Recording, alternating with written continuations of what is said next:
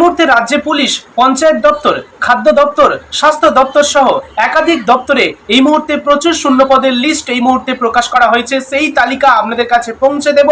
3 তারিখে রিপোর্ট জমা দিতে হবে আর 6 তারিখে মুখ্যমন্ত্রী প্রতিটা রিক্রুটমেন্ট বোর্ডকে নিয়ে বৈঠক করবে।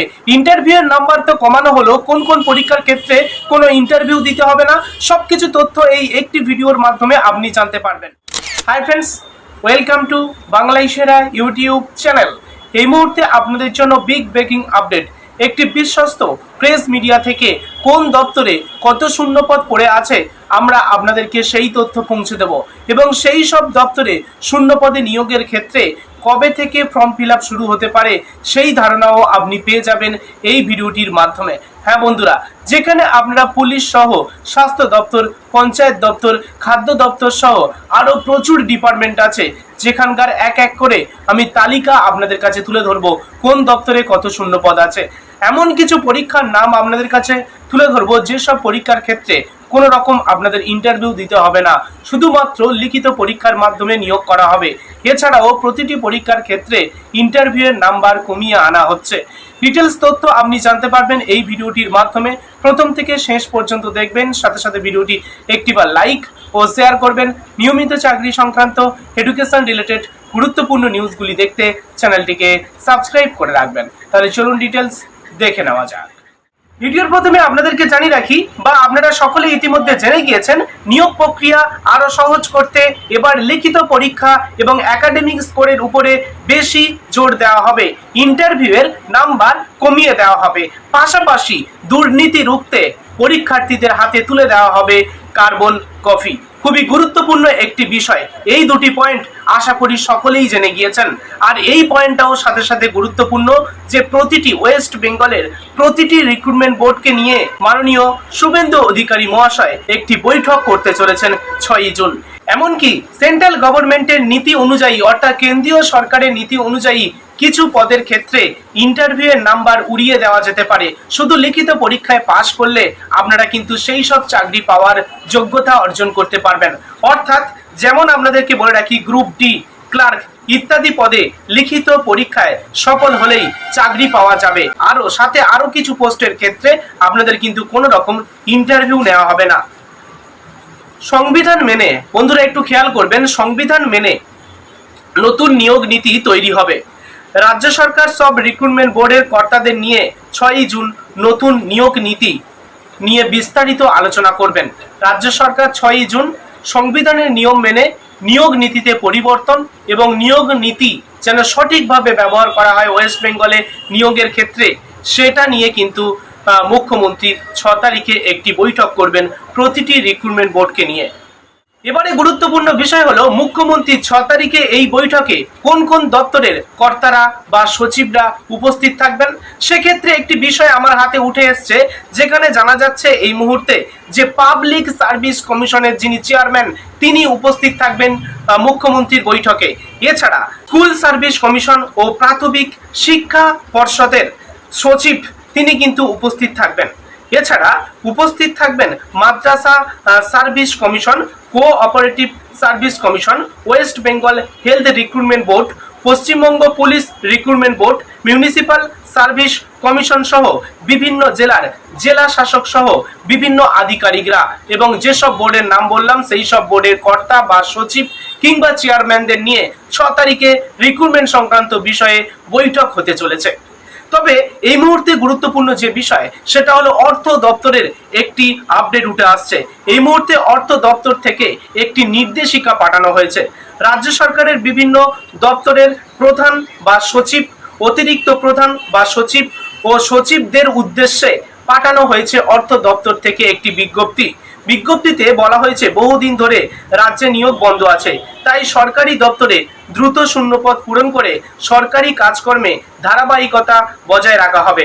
তাই 1 মে পর্যন্ত রাজ্যের কোন দপ্তরে কত শূন্যপদ খালি আছে তার পূর্ণাঙ্গ হিসেব 3রা জুনের মধ্যে দিতে হবে মুখ্যমন্ত্রীর দপ্তরে।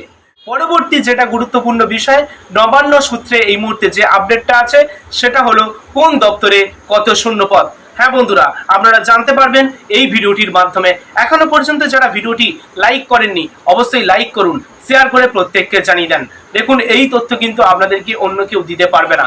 এই মুহূর্তে নবান্ন থেকে সূত্র মারফত যে আপডেটটি পাওয়া যাচ্ছে সেক্ষেত্রে দেখুন, বলা হচ্ছে নবান্ন সূত্রে খবর, রাজ্য সরকার যে যে দপ্তরগুলিতে দ্রুত নিয়োগ করতে চাইছে সেগুলি হলো রাজ্যের স্বাস্থ্য দপ্তরে নার্স, টেকনিশিয়ান, ডাক্তার সহ কয়েক হাজার স্বাস্থ্যকর্মী নিয়োগ করা হবে। স্বাস্থ্য দপ্তরে কয়েক হাজার স্বাস্থ্যকর্মী নিয়োগ করা হবে। হ্যাঁ বন্ধুরা, এছাড়াও পঞ্চায়েত দপ্তরে আপনারা সকলেই জানেন 6500 শূন্য পদে নিয়োগ করা হবে। এই 6500 শূন্য পদে কোন কোন পোস্টে নিয়োগ করা হবে আপনি যদি জানতে চান আমি আলাদাভাবে আপনাদেরকে জানাবো। আর এই 6500 শূন্য পদের জন্য আমার কাছে একটি ভালো মানের বই আছে। ওকে, ভালো মানের বই আছে। যদি আপনারা সেই বইটি সংগ্রহ করতে চান তাহলে অবশ্যই কিন্তু কমেন্ট বক্সে লিখে জানাতে পারেন, তাহলে সেই বইটা পরবর্তী কোনো একটি ভিডিওর মাধ্যমে আপনাদের কাছে তুলে ধরতে পারবো বা সাজেস্ট করতে পারবো।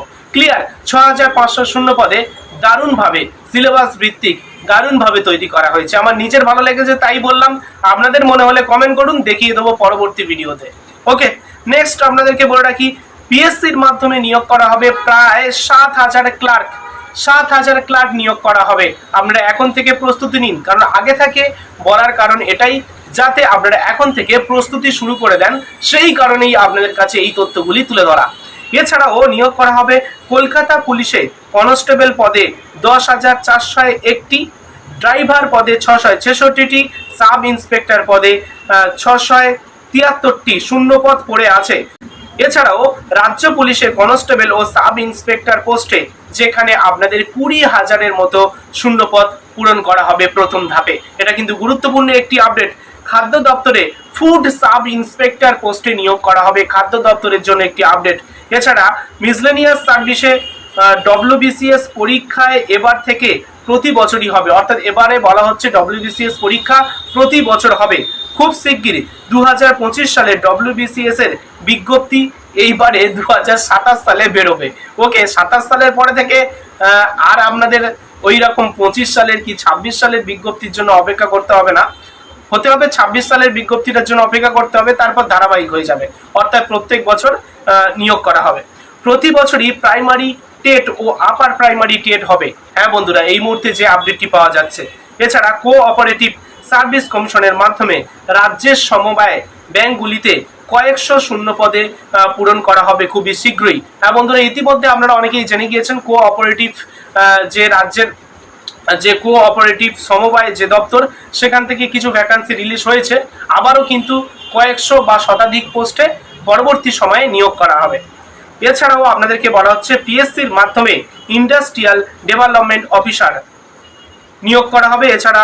এছাড়াও মোটর ভেহিকলস ইন্সপেক্টর, টেকনিক্যাল ও নন টেকনিক্যাল স্টেনোগ্রাফার পোস্টে শিক্ষক শিক্ষিকা, fire operator, junior engineer, sub inspector of school ইত্যাদি পদে কিন্তু নিয়োগের একটি আপডেট উঠে আসছে, যেটা খুবই শীঘ্রই আপনাদের কিন্তু নিয়োগগুলি সম্পন্ন করা হবে। এবার যদি আমাকে প্রশ্ন করেন যে কবে নিয়োগ করা হবে, সেক্ষেত্রে আপনাদেরকে বলে রাখি প্রতিটি ডিপার্টমেন্টে ধাপে ধাপে নিয়োগ করা হবে। পূজার আগেই আপনি দেখুন কতগুলো ভ্যাকান্সি প্রকাশ করা হয়। হ্যাঁ, পূজার আগে ভাগেই কিন্তু প্রচুর আপনি ডিপার্টমেন্টের শূন্যপদ প্রকাশ হতে আপনি দেখবেন। ওকে, তাই আমি যে দপ্তরগুলি বললাম, যেসব দপ্তরে আপনারা চাকরি করতে ইচ্ছুক আছেন, তো সেই সব দপ্তরের জন্য আমরা এখন থেকে প্রিপারেশন নিন। এই একটি ভিডিওর মাধ্যমে আপনি অনেক কিছু তথ্য জানতে পারলেন। আপনাদের জন্য আগামী দিনে সুবর্ণ সুযোগ আসতে চলেছে, আর সেই সব সুযোগ যাতে না হাতছাড়া হয় সেই কারণে আপনাদের বন্ধু আপনাদের কাছে এই তথ্যগুলো পৌঁছে দিচ্ছে। আপনারা অবশ্যই এখন থেকে প্রিপারেশন নিন। ভালো ভালো দপ্তরে ভালো ভালো পোস্টে নিয়োগের বিজ্ঞপ্তি চলে আসবে, যেখানে মাধ্যমিক পাশে নিয়োগ করা হবে। ওকে, যোগ্যতা ন্যূনতম মাধ্যমিক পাস হলেও আপনারা আবেদন করতে পারবেন। এমন বেশ কিছু পোস্ট আছে যেখানে গ্রুপ ডির ক্ষেত্রে আপনাদের আরো কম যোগ্যতার ক্ষেত্রেও আবেদন করতে পারবেন। আবার গ্রুপ ডি এর ক্ষেত্রে আপনাদের ইন্টারভিউয়ের নাম্বারও কমিয়ে দেওয়া হবে।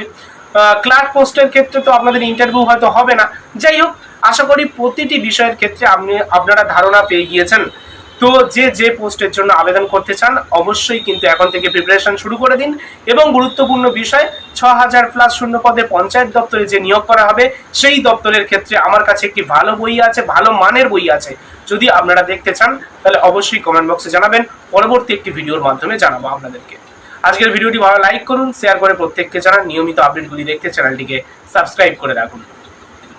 ধন্যবাদ।